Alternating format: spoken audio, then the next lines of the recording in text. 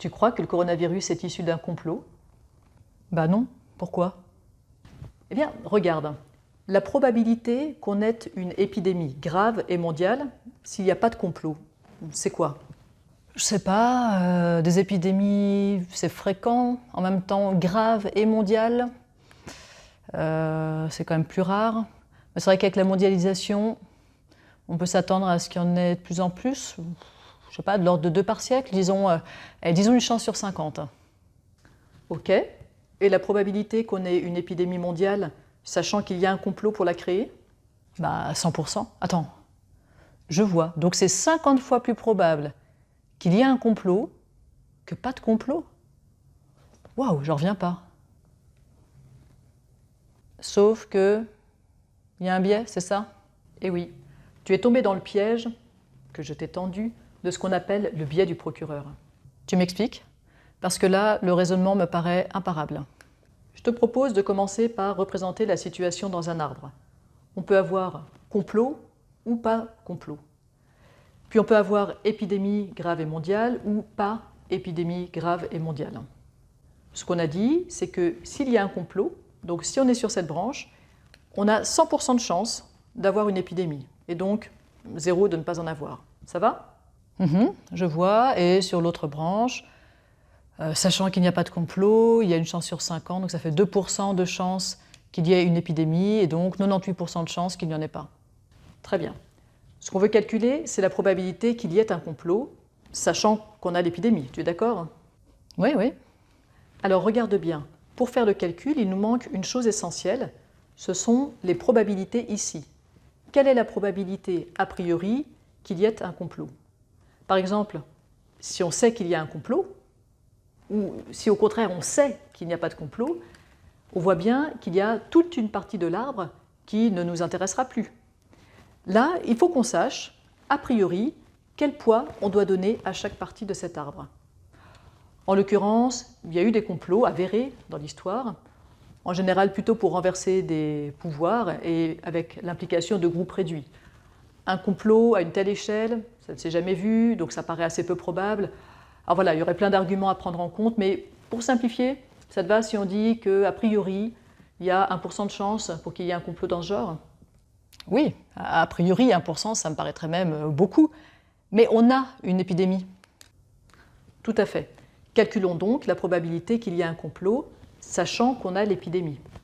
Je complète mes probabilités de 1% sur la branche complot et 99% sur la branche pas complot. Maintenant, il va falloir faire un peu de maths. Et accroche-toi, je vais essayer de rester dans des choses très simples. Pour bien se représenter la situation, je te propose qu'on imagine qu'on s'intéresse à 100 années, donc un siècle. Sur un siècle, on peut donc imaginer qu'il y aurait une année un complot et puis 99 années pas de complot. C'est pas l'échelle, on est d'accord. L'année où il y a un complot, on l'a dit, on sait qu'il y aura une épidémie. On a dit qu'il y avait 100% de chance qu'il y ait une épidémie quand il y a un complot.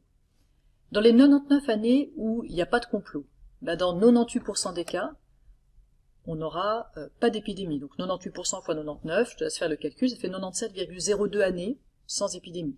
Puis dans 2% des cas, donc dans 2% fois les 99 années, on aura une épidémie, donc 1,98 épidémies.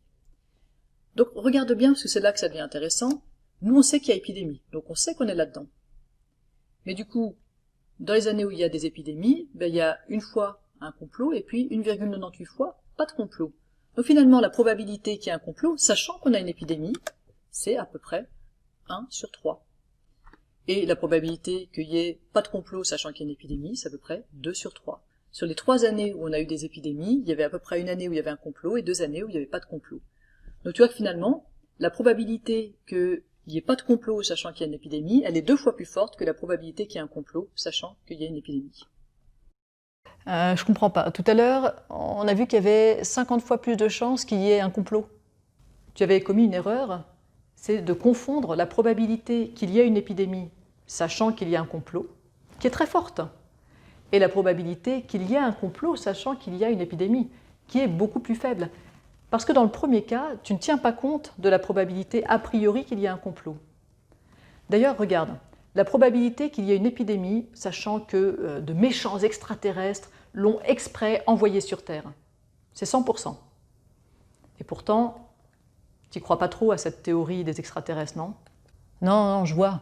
En fait, il n'est pas 50 fois plus probable que l'épidémie ait été créée par des extraterrestres. Mais il est bien 50 fois plus probable qu'il y ait une épidémie s'il y a de méchants extraterrestres. Ok, je vois bien ce que ça donne sur le schéma. Donc c'est redoutable ce biais. Comment on fait pour l'éviter? Comme tous les biais, il est instinctif et il faut lutter contre notre système de pensée. C'est très difficile.